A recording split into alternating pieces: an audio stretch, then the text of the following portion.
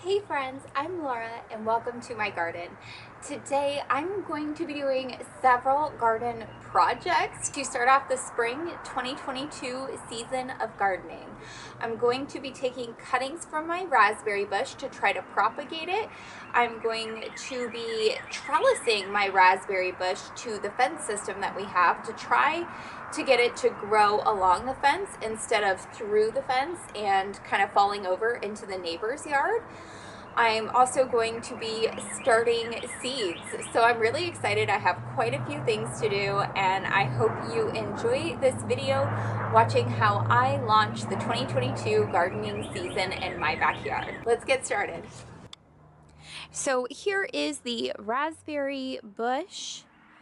She's looking really good, but as you can see, she grows through the fence out onto the other side there by quite a few feet from our fence line, and she does that all over the place in the summer.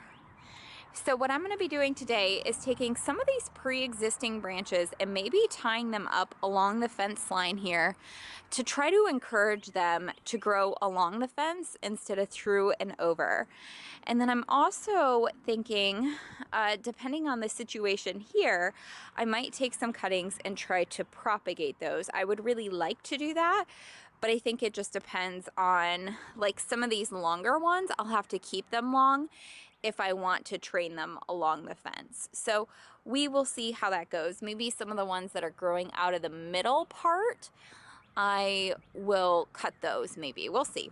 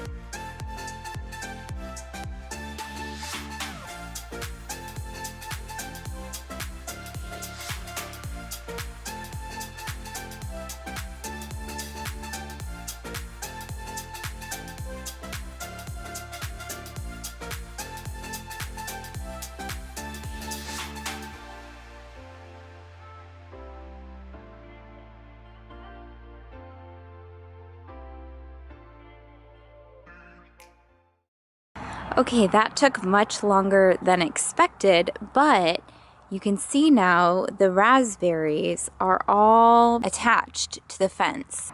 So you can see on this side, all of these stems are being trained to grow up here. Some are at the bottom, some are in the middle, and then like this one up here will be at the very top probably.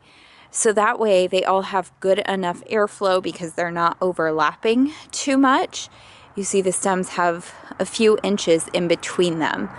And then if you come this way, you can see those ones that are going along the bottom there, they actually have quite a bit of separation by a few inches right here.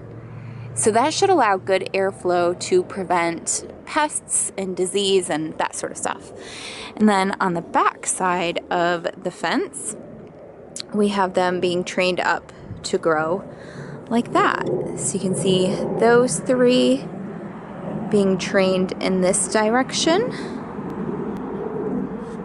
And then we've got one stalk that's going up the middle here. And then we have another stalk. This is the very main one that I had originally purchased. This right here.